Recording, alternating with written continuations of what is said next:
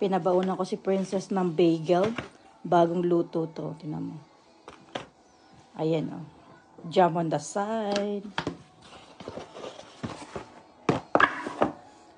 Tapos grapes. Ayan. Lagay na natin yung grapes dito. Yung raspberry din sa gilid. Hiwa tayo ng plum. Para baon din ni Princess. Hamburger.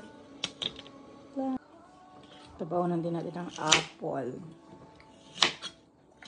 Sana mamaya hindi siya mangitim.